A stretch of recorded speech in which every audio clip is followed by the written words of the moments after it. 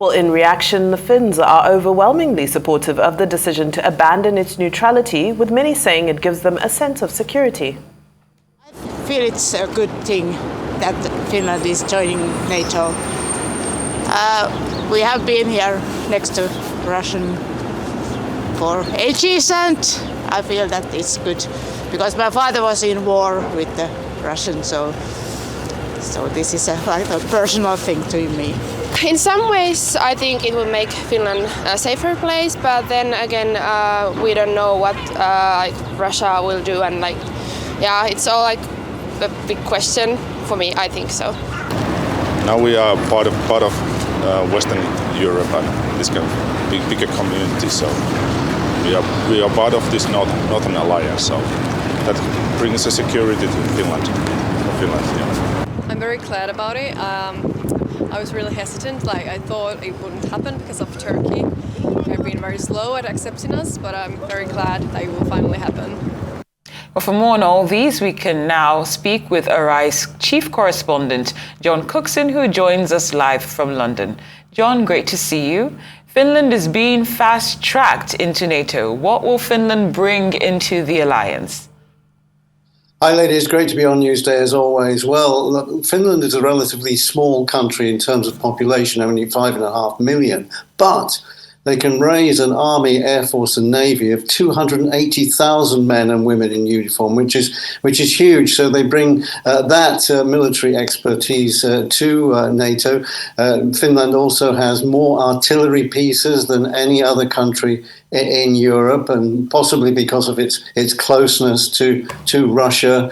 Finland used to be part of Russia until 1917 when it got its independence, but there's always been that threat from the east.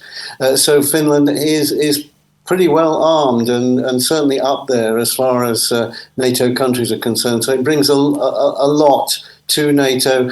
And in the past already, NATO has been partnered with NATO countries. So Finland soldiers, Air Force men and naval officers have been training with NATO counterparts. So they're already together and they're used to using each other's equipment. So it is quite a big addition to NATO, Finland's accession. The ceremony gets underway in about an hour and a half from now, and we'll hear further from Jens Stoltenberg. Finland, of course, as you say, fast-tracked to membership, astonishingly fast. It used to take years to join NATO, but this has taken less than a year for Finland.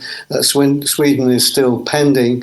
The most recent countries to join NATO, that's Montenegro and North Macedonia, took a year and a half, and Romania and Bulgaria took 2 years to join NATO. So less than a year for Finland is quite something.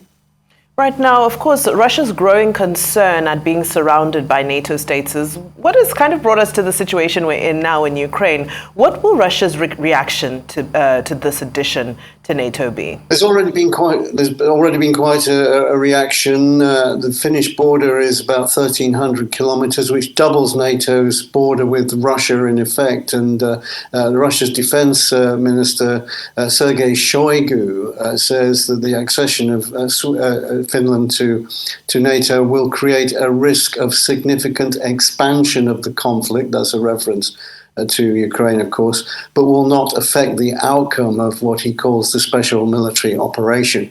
And Putin's personal spokesperson, Mr. Peskov, Dmitry Peskov, said a short time ago that Finland joining NATO was an encroachment on Russia's security. Now, these are, of course, all words, strong words, but that's as much as Russia can do in reaction at the moment. It's known, Moscow's known this moment has been coming for some time. Putin's already said that he will start deploying tactical nuclear weapons in Belarus, neighboring Belarus, as a result of Finland's accession to NATO. But at the moment, the Russians, all they can do, frankly, is speak out against it, and we'll have to see how things pan out as Finland becomes a more active and real member of NATO. Well, thank you so much, John. Now, what have you been able to pick up regarding the reaction of ordinary Finns to this development?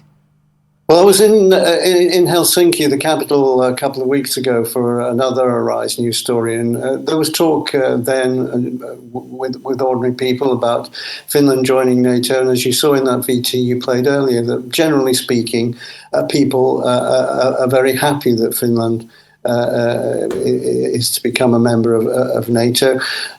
The basic reason for that is Article 5 of the NATO treaty, which says that an attack on one country, for example, Finland, will be an attack on all nations of NATO. So it would be a very brave country that would attack a NATO nation, because it would bring all the rest against that invading or attacking country. So Finnish people feel very safe as a result of joining NATO. Most of them are, of course.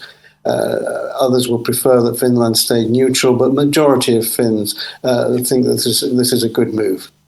Right. Now, of course, with the fast track of this particular accession into NATO, Sweden's application is still pending. Will it become the 32nd member anytime soon, do you believe?